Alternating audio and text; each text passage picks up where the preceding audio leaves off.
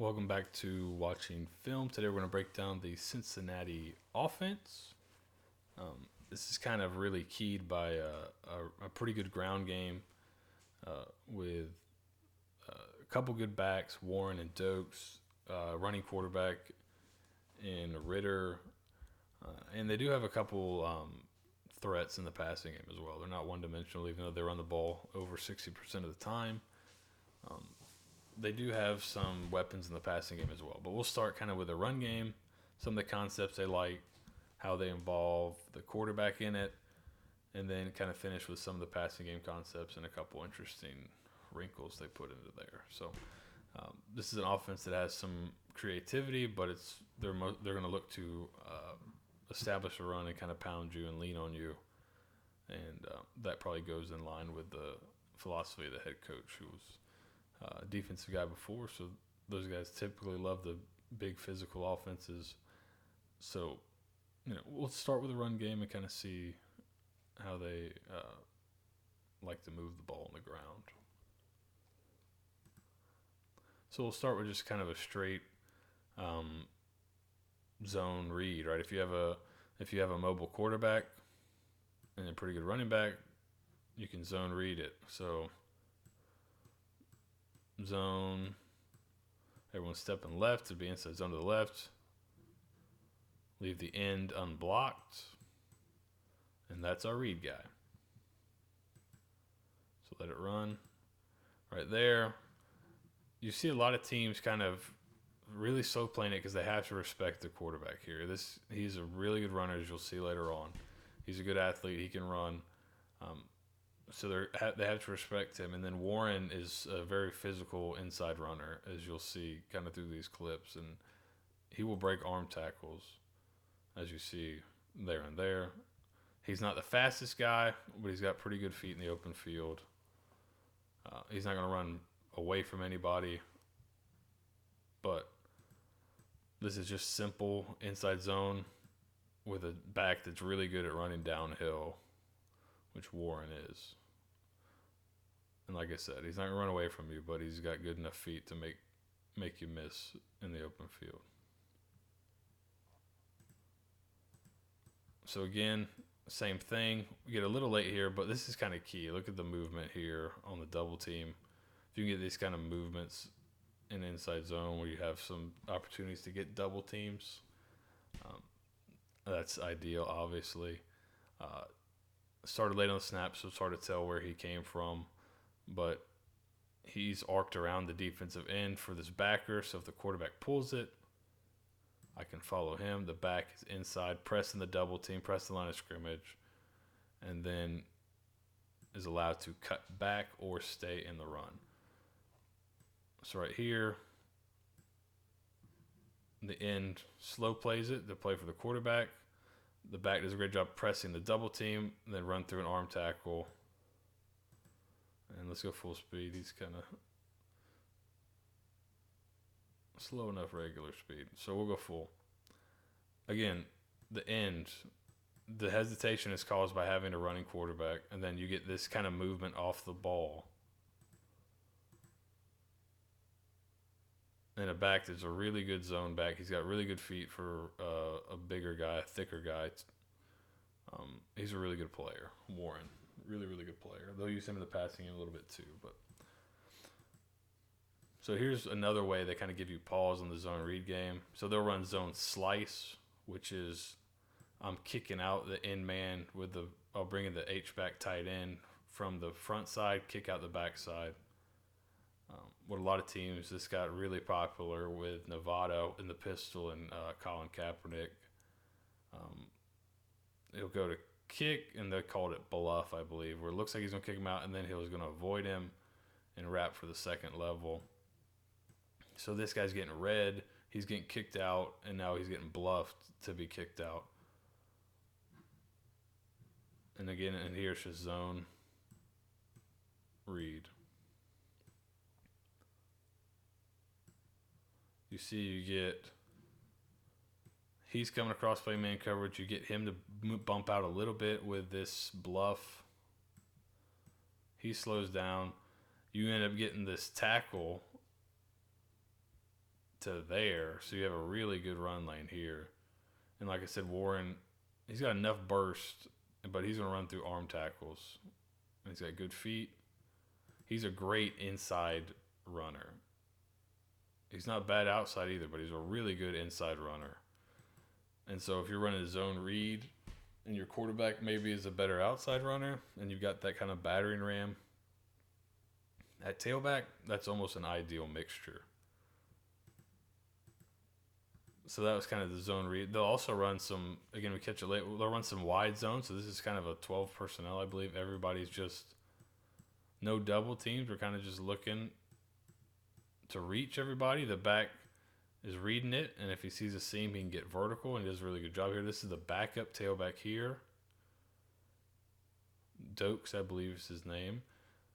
He's a pretty good player too.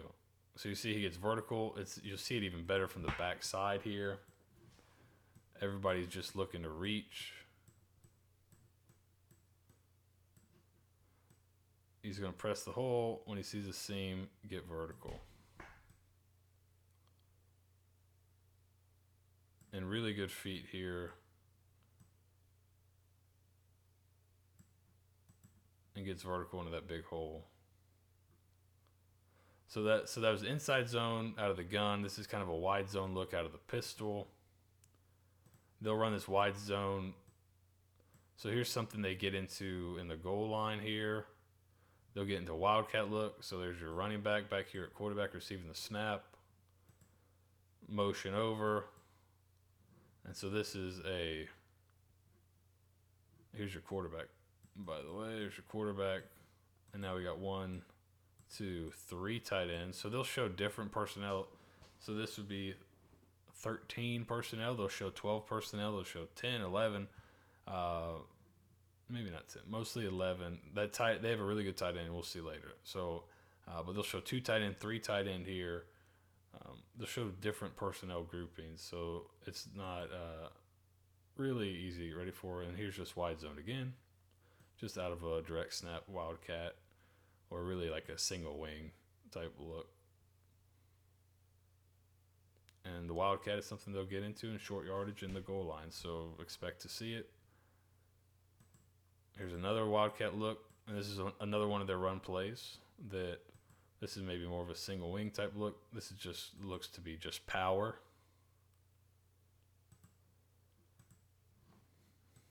So kick in here. Inside. Power is usually a fullback or somebody kicking out the end man. Then you got the backside guard wrapping around. This is kind of power. But it's really just get some movement up front, and our big back is just going to stick his head in there and score. So there's power, but here's kind of a look at power. What looks to be kind of power out of their kind of more regular formations. So this is going to be like power lock, where the tight end will stay locked on the end man. And then everybody else is down, down, down. Guard's pulling for the backer.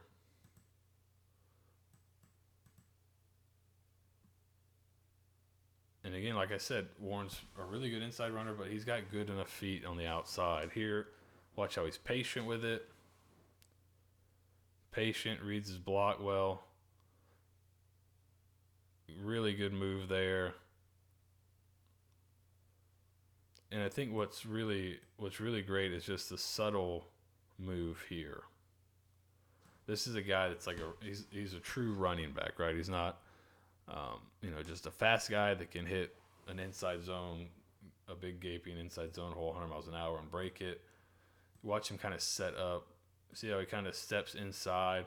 He's really setting up this block right here, trying to help get this guy to jump inside. So he knows this guy will reach him. And then he's also could be setting up somebody back here to try to get them moving inside. Now he bounce out. Same kind of little dead leg move there. And pick up about 10 or more on a 3rd and 5. So that's a little power lock.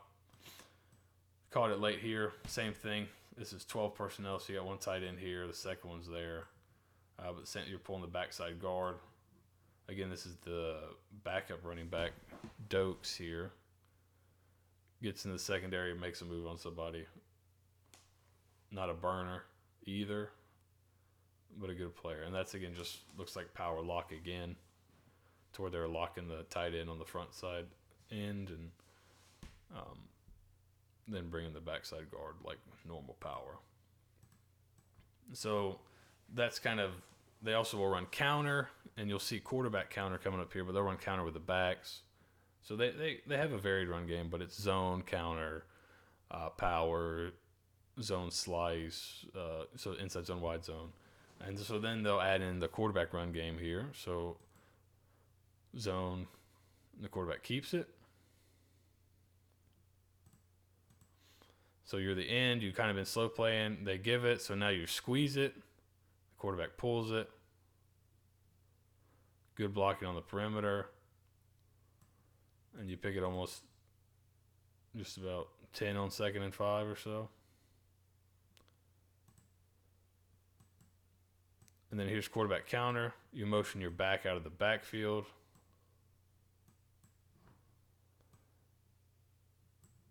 Pull. Everyone else is down.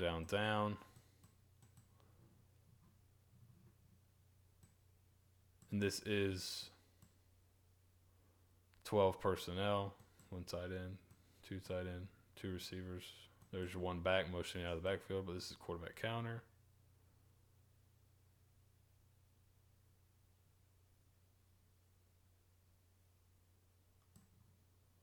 And an interesting thing about it is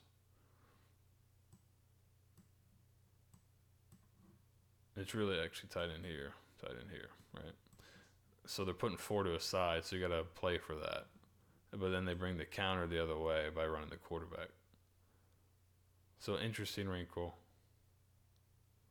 Quarterback's a good runner. He reads it, gets it down to the 2-yard line. Here's another look at quarterback counter. This is late in the game. So, tie game. A minute left. ECU kind of hit a squib kick, kind of a short kick for whatever reason. They got the ball in the 35. But you got a minute left. You got all your timeouts, so you can, but most people are thinking throw, try to make as much of the time as you have, right? This is their first play of the drive. Quarterback counter. And it goes for a big play because the quarterback is a very good runner. So 1 play, you're in your field goal target range.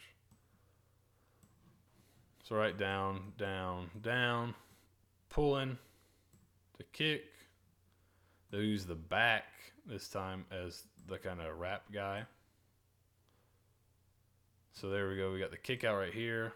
And now the back's going to come inside that block. Kind of really read it, but he's kicked him out, so the back will come inside. Quarterback follow the back. Everybody else has gone down. This is your right tackle getting up to the 2nd level. Really good job.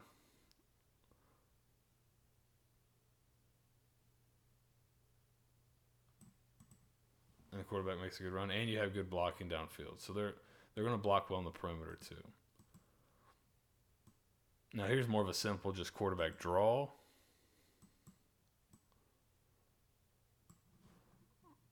So 2x2, kind of wide, get people out of the box. They're playing too high. You got him out of the box with the 2x2. Here's the corner. So you got a 5-man box. These guys will invite the ends to rush upfield. Then the back will come be the lead blocker here.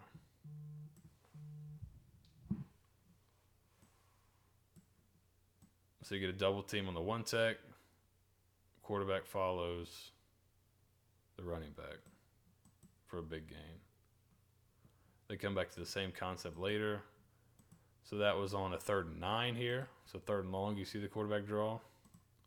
3rd and 7 here. Same thing. Quarterback does a good job of finding the hole. Even with the blitz, the back does a good job of picking it up. They pick it up front. Quarterback squeezes through again for a big run. So you're going to see the quarterback run the ball a lot this week. So you're going to see, there's good running backs up inside. You're going to see the quarterback run it outside and inside. And then you'll get to some of their passing game where they really like to feature their tight end, number 83. He's a really good player. This is one of their staples, is they like to run smash. You've seen USF run this a ton. It's kind of a hitch corner, right? Like you can run a bunch of different ways, but the idea is one guy's short in this third, one guy's long in this third, and I'm high-low in the corner. So right here is just little, they run it kind of a here, and then he could return out. The ball's already going to be thrown to their tight end there. It makes a great catch. He's a really good player. He's about to break all their tight end records, and they've had some pretty good ones come through there. I believe Brent Selleck, and then Kelsey, who's tearing it up with the Chiefs, I believe is a Cincinnati guy as well. So this guy's about to come in and break all their records. So he's a really good player. So smash, that's kind of one of their base plays. They'll run that a ton. They'll run it.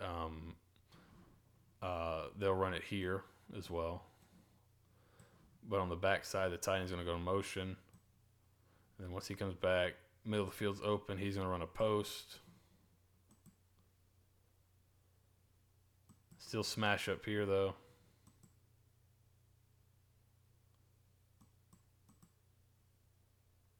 Throw to the post to the tight end.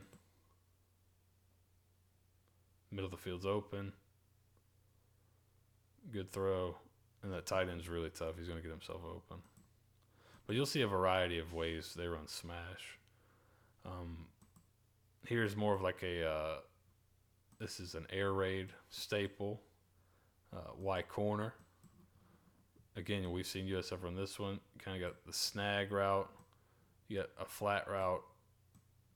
And you got the tight end on the corner. The linebacker kind of overplays the flat route. He sees this coming. He may think it's a screen out there because they will run some kind of flat screen where these guys will come in and block, and you'll just throw the flat out there. So he overplays the flat route.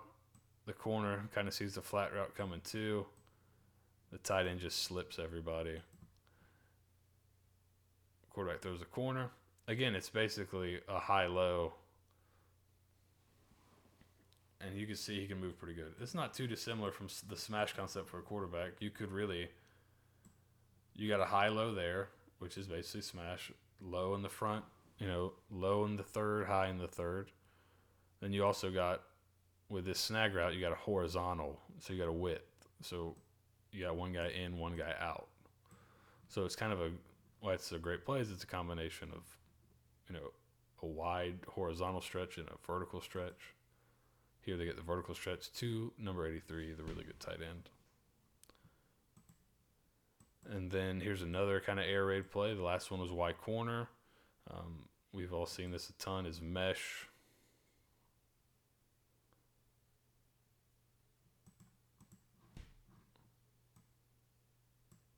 So these guys will release vertically. They can kind of do a bunch of different things. They can run outs. Some people have a guy spot up over the ball.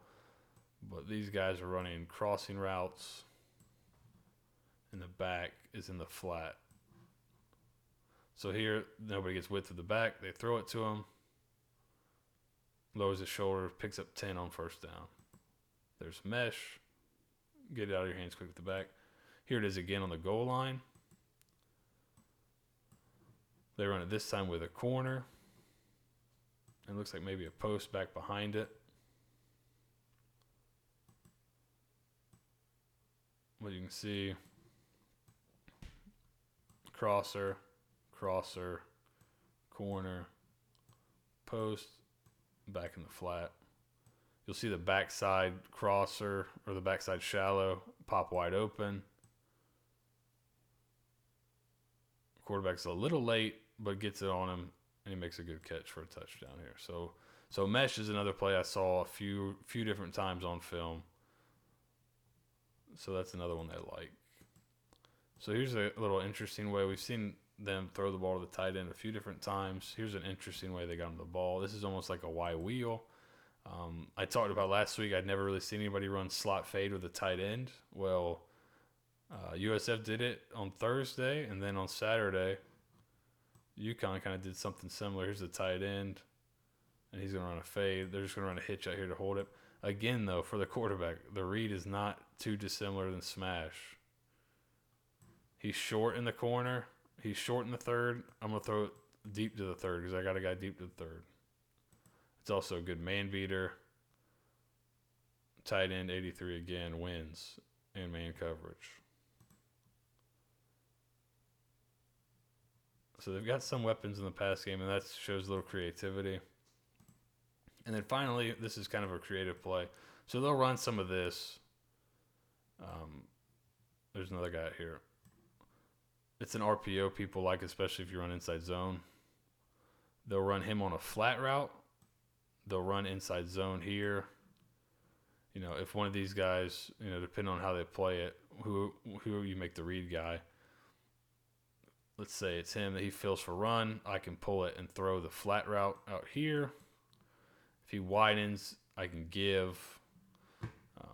But they've added a wrinkle to it here. That's something they will run, where they'll just throw the flat at the tight end. But this is a really cool wrinkle I just wanted to show. So they fake the read.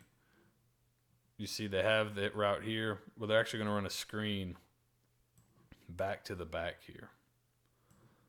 So he's going to go out, block like normal. The back's going to fake, and then kind of run a little screen here. Lineman, he's going to go down, and then they're going to get upfield here. So you see the center's there, the guard's releasing, and they drop it to the back. Really cool play. I'd never kind of seen, hadn't really seen it before. I thought it was really interesting. If the back's able to just get vertical, they have a really good play. The throw kind of takes him wide, and then you lose your block here. But a really interesting play. You know, I don't think Cincinnati's going to really, you know, they're not going to disguise what they want to do on offense too much. They're going to run the ball at you. Probably use play action off the run, use the quarterback run game, get the ball to their playmaker and tight end, number 83. He leads the teams in catches and yards and touchdowns, I believe. Number 2 on the team in catches and yards is number 12, a receiver. But then they kind of spread the ball around quite a bit. So there's not really, besides 83, there's not really one particular guy to key on. And then being able to run the ball so much gives them advantageous looks in the pass game. But I think obviously the key is going to be, will you stop the run first? If you can't stop the run, you're going to be in for a long night. If you're able to stop the run and force them to throw a little bit, then that'll kind of play more into USF's hands. I think USF will be able to stop this offense a little bit, but it's going to kind of be a war of attrition. Can you stop them all game? I don't know. They're pretty tough. They got a good back. They got a good running quarterback. But he has shown the propensity to turn the ball over in the past. So maybe USF can turn them over, kind of get some of those havoc plays they've been so good at creating, turnovers and tackles for losses and sacks and that kind of thing. And, you know, that's probably going to be their best route towards winning this game, is creating some havoc on defense, giving the offense some short fields and the offense taking advantage. So we'll see what happens on Saturday, but it should be an interesting matchup.